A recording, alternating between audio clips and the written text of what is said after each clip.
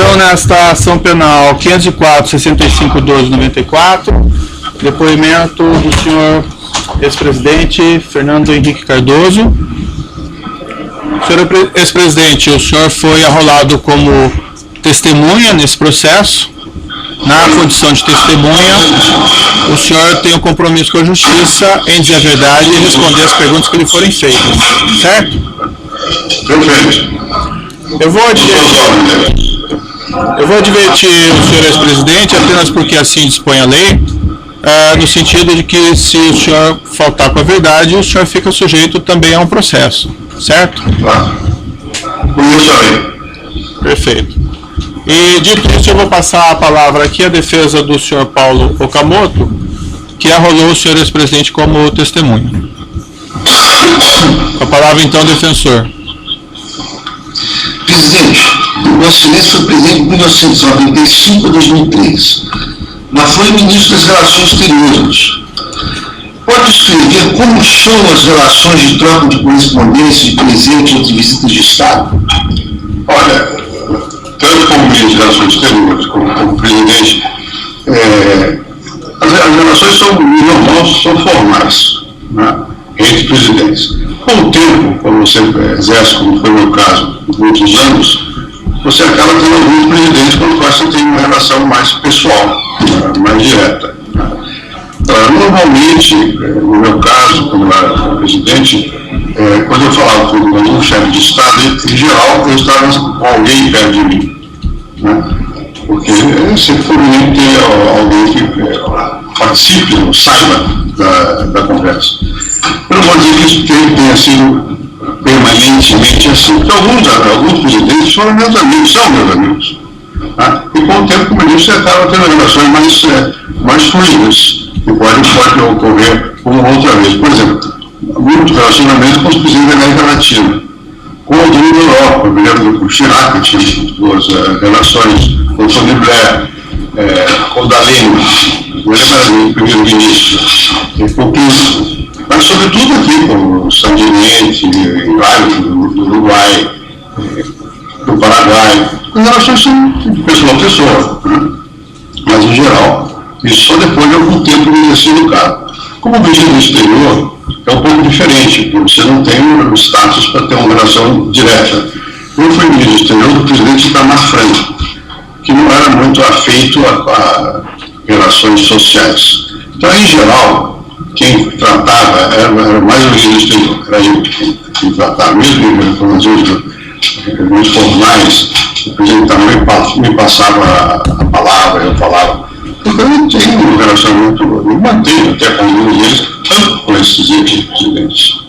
E nessas visitas de Estado, a entrega de presentes se faz diretamente ao presidente, é catalogado, entrega assessoria, para onde vão esses presentes enquanto o presidente está no cargo?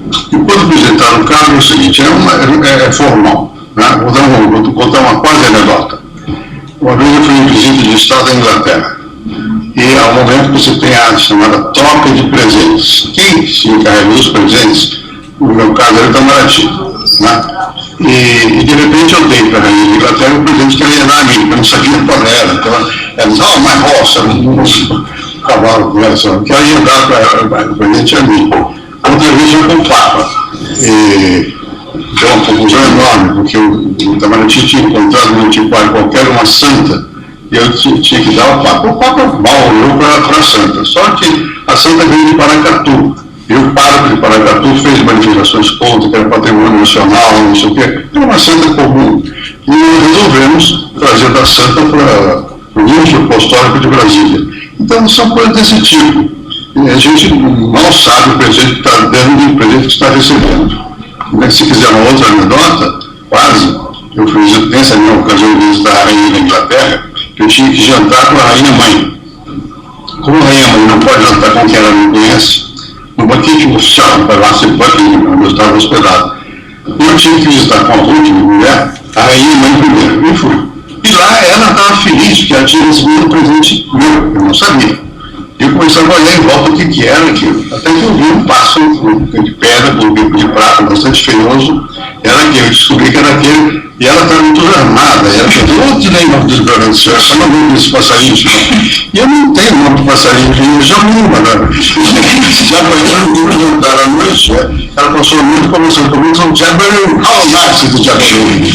Então, sim, coisa desse tipo, não tem nada assim muito especial, né? Aquilo é registrado, fotografado, tinha fotografia, guarda, eu não tenho, no Instituto meu tem lá as fotografias dos presentes trocados. Vossa Excelência, quando era ministro, acompanhou de alguma forma, ou sabe como o acervo do presidente Itamar Franco foi separado, como ele foi remexido, como foi retirado, o transporte, tem algum conhecimento? Não sei, não tenho, porque eu já era nessa altura ministro do Estado da Fazenda, né? Eu tinha afastado para poder ser candidato, eu não tenho ideia. O presidente Itamar não era um de grande organização nessas coisas, não tenho a menor ideia. Provavelmente outras pessoas da entourage dele sabem melhor que eu. E quanto ao acervo de Vossa Excelência, quando o presidente vai deixar o cargo, como é separado o acervo? Quem escolhe o que é do acervo público e o que é do acervo do presidente da República que deve acompanhar o presidente? Existe uma lei que determina isso, e uma regulamentação que eu fiz. Quem é a autora real da revista vai ser inquirida aqui, a Daniela Dayon. Essa senhora trabalha comigo, não sei quanto tempo, não vou dizer que ela não vai gostar muito, uns 40 anos, eu era amigo do marido dela. Bem, ela que só pode dizer com mais propriedade isso é feito. Pela lei, aquilo que o presidente recebe pertence ao seu acervo pessoal e tem interesse público. É uma lei um pouco ambígua, porque inclusive dispõe que o presidente pode eventualmente vender os objetos, mas eles são de interesse público. Bom, eu não vejo nada, obviamente. Agora, o que faz a separação? Eu estava fora, eu deixei a presidência, fui para a Europa, passei alguns meses na França. Eu não sei exatamente e tal, mas no Palácio do Planalto existe um departamento histórico. Então, todo esse material passa por lá. A Daniela era chefe do departamento. Então, é lá que é feita a separação. Porque, por exemplo, cartas populares são centenas de milhares. Isso, aliás, é um problema a ser resolvido. Pela lei, o acervo é de interesse público e é pessoal. Só que não tem apoio financeiro nenhum. O presidente não sabe, ele não tem nem aposentadoria, não tem nada. E tem 4 assessores, 4 seguranças, um dia imposto, já não tem um local para pôr, e você tem que cuidar desse acervo. Essa é o que tem resolvido mais facilmente isso, que tem lei ruim. E como o acervo é de interesse público, você apela a 2 anos para que possa manter, porque você não tem, é obrigado a manter e não tem os bens para manter. É essa a situação. Isso que eu ia perguntar, inclusive, se Vossa Excelência tem, pode dizer, qual o volume de cartas, quadros, filmes, discursos, quer dizer, qual o tamanho de um acervo assim? É enorme. Vários containers que devem ter vindo para cá. No Instituto, eu mantenho, isso custa milhares de documentos. No meu caso, nós passamos tudo para a internet, tem acesso público disso aí. Lá no Instituto, você encontra expostos a maior parte dos objetos, não tudo, porque muita coisa tem uma reserva ainda. O número é muito grande. Cartas são talvez centenas de milhares, não ficaram comigo, ficaram 10% dessas. Quem pode responder isso é a Daniela Dayon. O que separou, que não foi por acaso. Né? Cartas de presidentes estão comigo. De vez em quando eu exponho no Instituto. Né? Agora, recentemente, estava lá na discussão, tem carta assinada por Chaves, por Tony Blair, enfim, vários personagens da época mandam carta de todo tipo. São muitos. Documentos audiovisuais é muita coisa também, porque toda a vida do presidente é filmada o tempo todo. E manter tudo isso é uma complicação. No nosso caso, nós mantemos em lugar refrigerado para guardar. Essa é a razão pela qual você tem que ter um local. Isso me preocupa. Como eu venho da academia, eu sempre me preocupei com a documentação. A Nayane poderá explicar isso melhor. Mesmo quando eu estava na presidência, o que nós vamos fazer com essa papelada? Por quê? Porque eu me lembrava da papelada que se atribuía a existência ao Jânio Quadros. E diziam que estava com o Zé Aparecido de Oliveira, que era um amigo meu, do Jânio. Bom, eu nunca mais vi isso. Que estava numa fazenda, não sei onde. O do Getúlio foi a Celina Vargas, continuou com neta dele, que aliás foi quem me fez fazer a memória que eu estou publicando. Tá? Me deu um papel, um caderno, um lápis, a primeira página da memória do avô dela, que na época não eram publicadas ainda, um fax, na época era um fax. A Celina saberá melhor, eu creio que é uma parte na Fundação Getúlio Vargas. A do Celino, a parte está no Memorial JK. O do Castelo Branco tem lá no Ceará. Mas dos outros eu não sei. Em geral se perdem esses documentos. Nós damos pouca atenção à parte bibliográfica e arquivística. No caso do Instituto, nós demos muita atenção.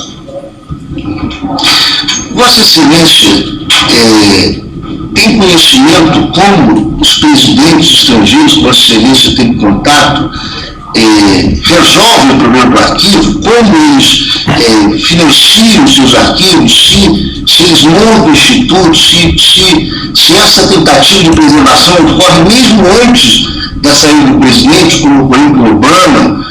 Qual o conhecimento de Vossa Excelência e a época, se Vossa Excelência tentou compreender como isso ocorria no mundo? É verdade, tanto assim que o Benet pode responder que eu pedi que havesse uma análise em alguns locais. Nos Estados Unidos, o sistema é diferente do nosso. Nos Estados Unidos, a documentação toda vai para o presidente, mas ela é de responsabilidade pública. Então, o presidente dos Estados Unidos, ele coleta recursos para fazer um prédio.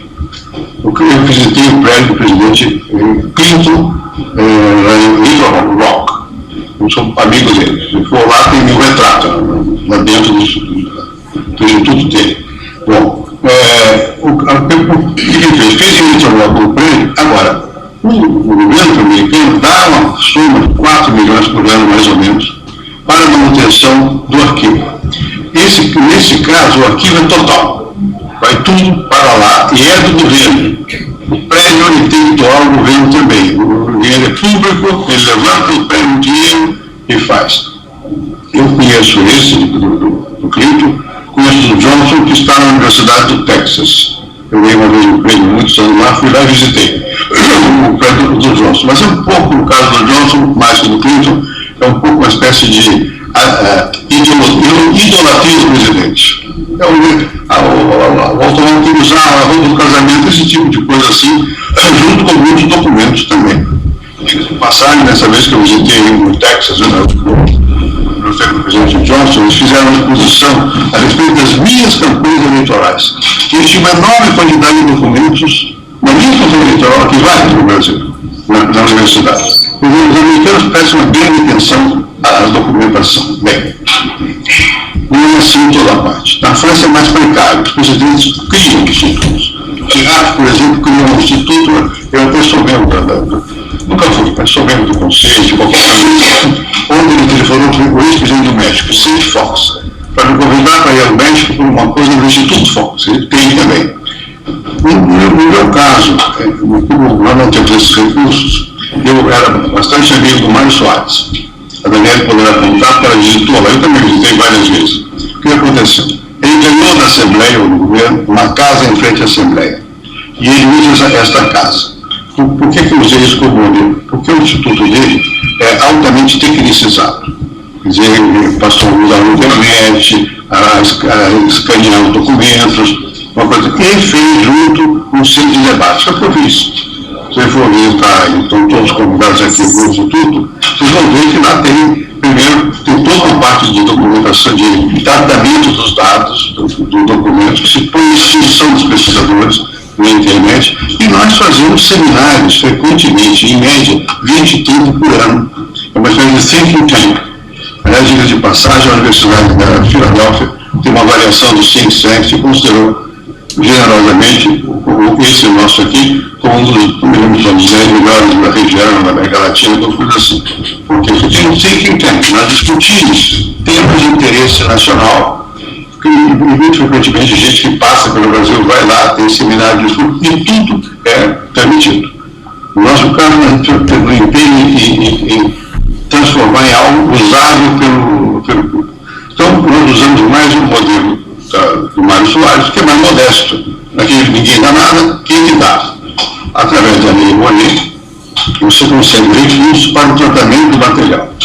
E você consegue recursos através não só da lei, mas de doações para auspiciar debates, seminários e, eventualmente, para dar um down, que se chama, um dinheiro lá.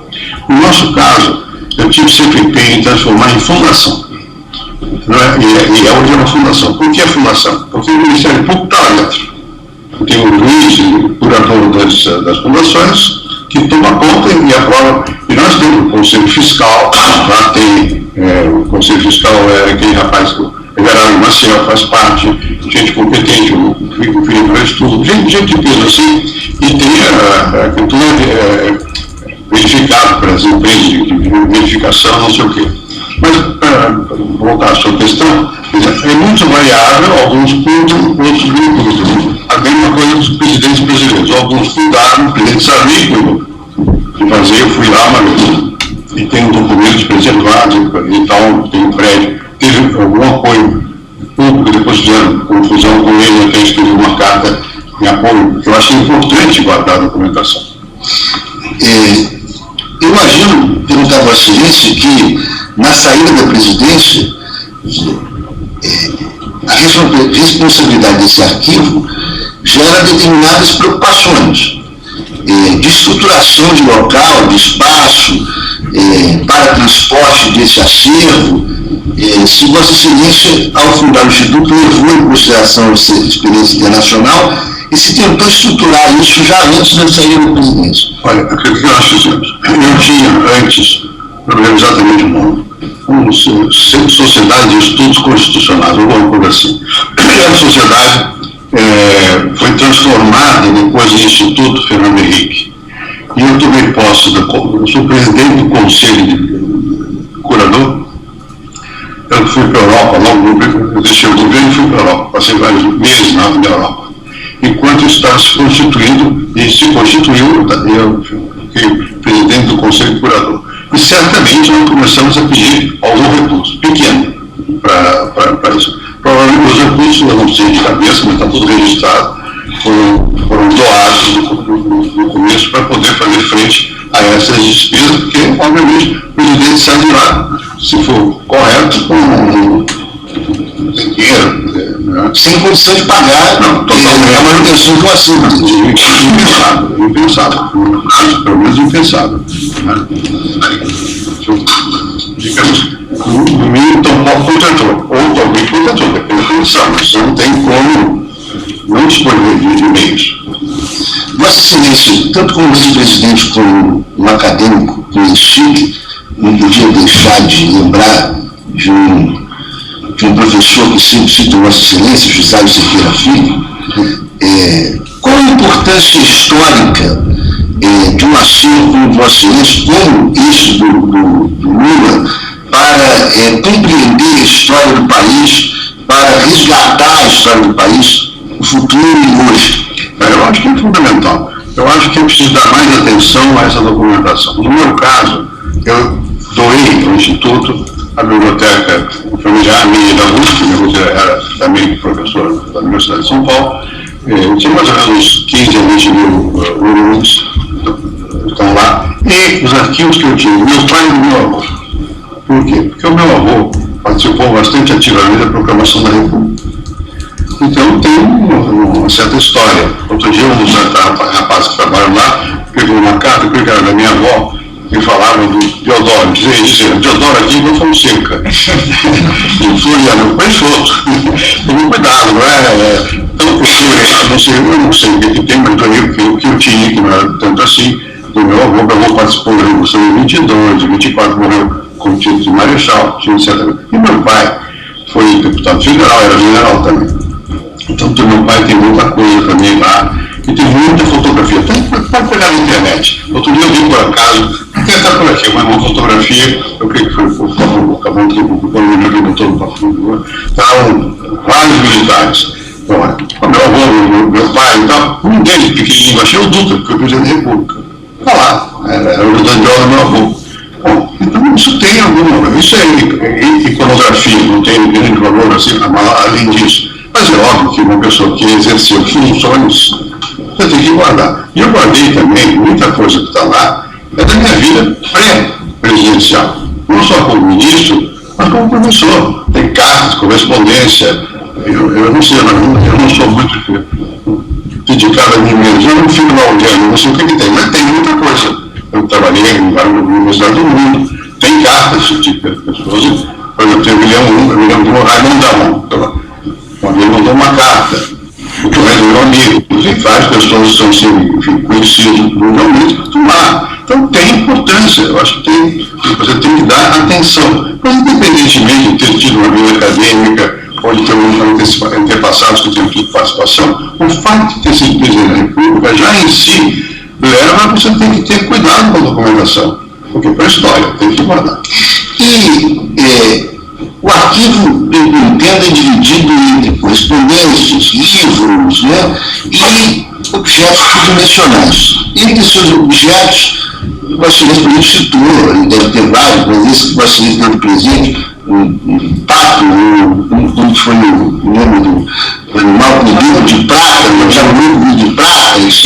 Quer dizer, dentro do acervo presidencial, esses objetos ditos de valor, entre aspas, você pode dizer qual o valor que ele tem, esse valor realmente é muito maior do que o objeto do momento histórico em que ele... Se você sabe descrever quais são esses bens tidos como tesouros presidenciais. Eu não creio que é tesouros propriamente disso, né? Pode ser que um ou outro tem em si algum valor, mas não creio que seja essa a característica central. A característica central é que foi dada por alguém que tem simbolicamente importância. E mesmo que tenha valor, o que você vai vender? Para quem? Né? Aliás, não pode, pelo menos você tem que. Você pode vender, mas tem que oferecer primeiro ao Tesouro Nacional, que não vai querer comprar. Né? Então eu acho que o valor é muito mais histórico do que material. Eu não tenho quadros no sentido. Em geral, os quadros, no meu caso são bem coisas de tucanos, de todo tipo. Alguns horríveis, outros não. O pessoal está tucano, o povo está tucano, alguém está tucano, não sei o quê, quadros. Né? Alguns estão lá expostos no Instituto. Né? Tem vários presentes que estão lá. Tem certo, pode ser que tenha algum valor, mas não ficaria vendo simbólico. Do ponto de vista legal, por exemplo, então isso não é declarado em Bolívia como uma prece patrimonial, não declara uma daga, ele faz parte de um conjunto de um acervo. Por exemplo, você, por curiosidade, talvez ainda você possa ver lá no Instituto, tem arreios de cavalo. Por que estão lá? Porque foi o cadastro que ele deu. Curioso, né? Dali manda cavalo, arreio de cavalo, político e tal, falou simbólico, mas o importante é o cadastro, esteja lá e tal, porque em si, olhar se tem, qual é o material que tem aqui, isso não tem. Não creio que seja, não é um objeto, é do presidente, mas ele deveria ser público, não entra na sua declaração de bens. Você sabe se, quando Lula foi sair da presidência, se Paulo Camoto, ou se outras pessoas também vinculadas ao governo visitaram Vossa Excelência, visitaram o Instituto para saber como funcionava, como se mantinha, se foram ao Instituto e a Vossa Excelência, pedir conselhos do que fazer, como fazer. O Paulo Camoto foi. O Paulo Camoto foi lá, eu convidei várias vezes, o presidente Lula nunca foi, nem o presidente Sarney. Que é difícil. Eu também nunca fui um deles, né? Fui Sarney há muitos anos. E não era presidente. Ou talvez, eu não era presidente. Agora, o Camoto foi. Eu conheço o Paulo Camoto, como conheço o Lula, das greves aqui do ABC. Na época nós estávamos lutando contra o regime militar e tal. o Caboto foi presidente do SEBRAE também. E foi lá e foi acompanhado de uma outra pessoa, por nome me escapa agora, que também era ligada a ele. O Caboto esteve longamente conversando com a Daniela Argaion para saber dessas coisas. E no final me visitou também. Eu disse a ele que estava me preparando para transformar em fundação, pelas razões que eu aleguei. E foi isso, ele visitou. Se Vossa Excelência, das empresas que contribuíram através da Lei Rouanet, continuam contribuindo, se Vossa Excelência lembra de nomes de empresas e se a OAS alguma vez contribuiu para o acervo? Que eu me lembro, não. A OAS não. Eu nunca tive relações com ninguém da OAS. Em geral, quem contribui no começo são as pessoas nas suas relações mais pessoais. Então, a OAS não. Certamente, quem pode ter contribuído, se você quer saber se outras empresas podem, como chama, o Everest, a Camargo, o Banco Itaú, o Banco Safra, o Bradesco, as contribuições pequenas no início para montar, está tudo registrado lá, está tudo registrado, não sei o quanto. A OAS eu nunca tive contato.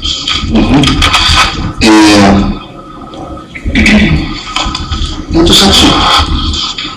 Eu, antes de ver os defensores aqui em Curitiba, eu pergunto se algum outro defensor em São Paulo tem perguntas. Algum defensor aqui em Curitiba tem perguntas? Eu tenho.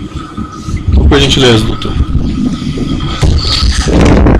Bom dia, presidente Fernando Henrique, Cristiano Zé Martins, advogado do ex-presidente Lula. Presidente, no final do mandato, do segundo mandato do senhor, a imprensa noticiou que o senhor fez um jantar no Palácio para discutir a questão do acervo presidencial. E lá, empresas compareceram e acordaram fazer doações. Empresas como a Odebrecht, através do Emílio Odebrecht, a Camargo Correia, por meio do Luiz Nascimento, dentre outras. Quer dizer, ali o senhor constatou que havia, em relação a essas empresas, a percepção da necessidade de preservar esse acervo presidencial, por isso elas fizeram essas doações? Veja, segundo o Guilherme, bem foi o seguinte: de fato, um jantar no final do meu segundo mandato para saber da eventualidade de ter base para organizar o Instituto. Quais foram as pessoas que lá estiveram? Alguns eu conhecia. Alguns deram, outros não. Recursos para o Instituto.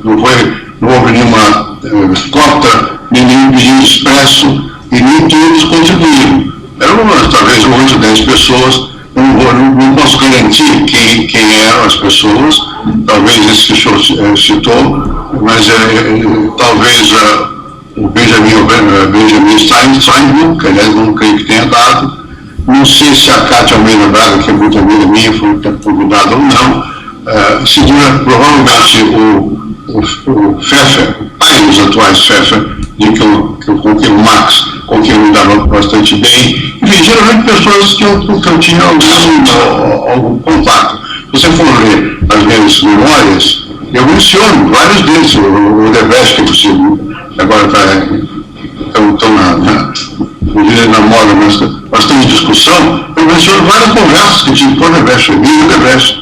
Eu publiquei, depois que começou toda essa coisa, eu publiquei tal como está, porque eu gravei os contatos que eu tinha, não tem por que negar os contatos, aliás, sempre foram, como eu digo lá, nunca tive discussões que não fossem publicáveis. Né? E, obviamente, eu tenho contato com muitos, centenas de empresários, no Brasil e no exterior. Né? E nunca deixei de receber pessoas, mas também devo dizer com toda a tranquilidade que até hoje eu falo com quem quiser falar comigo, eu converso. E provavelmente conheço pessoas que conhecem o mundo todo. Né? E não tem... Então, nesse jantar, eu vou saber, será que a base para isso não foi para levantar recursos? Eu vi que foi publicado um pouco bondosamente essa reunião por alguns participantes, dizendo como se fosse uma... Não foi. Podia ter sido, porque você tem que pensar o que você vai fazer com esse material. Não se está fazendo nada ilegal, né? Mas não foi. Foi para saber se havia espaço espaço para alguma contribuição, e os contribuições efetivos só vieram mais tarde, e alguns dos arquivos tiveram contribuíram, outros não. Perfeito. Exatamente a linha que eu coloquei foi se essas empresas, né, se elas tinham a percepção de que havia necessidade de preservação desse material que integra o acervo, e por isso elas cogitavam ali de contribuir, de fazer doações. Bom, certamente, a motivação era essa. Agora, se ela tinha, como eu disse, algumas contribuíram, outras não. Tem muitos como eu fiz na vida, contribuíram também. Continuam contribuindo, aliás. Perfeito. Presidente, essa preocupação, né, em torno da organização do acervo presidencial, o senhor se recorda, quer dizer, quando que o senhor começou a discutir isso? Bastante. Sim. Bastante tempo antes, porque eu na minha vida olhando arquivos, né? Eu comecei como sociólogo, eu era um estudante aqui antes, eu fui assistente de uma senhora chamada Alice Canabrava, que é uma historiadora. Eu fui professor de faculdade de economia. Nessa época eu tinha 21 anos, no meado professor de faculdade de economia. E eu passava boa parte do meu tempo ao Museu dos DOPS, ou era o DOPS, é o museu hoje, que era o arquivo do Estado, lendo atas da cidade de São Paulo do século XVII, XVIII, eu tive que fazer curso de caligrafia para entender a leitura. Então, é natural que eu tenho preocupação com documentação. Eu vi a vida toda em arquivo, andei em arquivo do Paraná, que até, não sei se era do Rio Novo, era meu pai do Paraná também, mas eu estive lá para fazer o estudo dos arquivos, em Santa Catarina, no Rio Grande do Sul. Eu sempre tive preocupação com a questão de documentação. E certamente, mais um número diário, não sei se quando chegar a esse momento, que eu vou publicar talvez no começo do ano que vem, vocês vão ver que tem já como referência a reuniões com a Daniela Dail, com outro assessor meu, sobre o que eu vou fazer nessa papelada. É natural, tem que preocupar. Eu vou interromper um minutinho o depoimento pelo tamanho do áudio aqui, nós já retomamos então.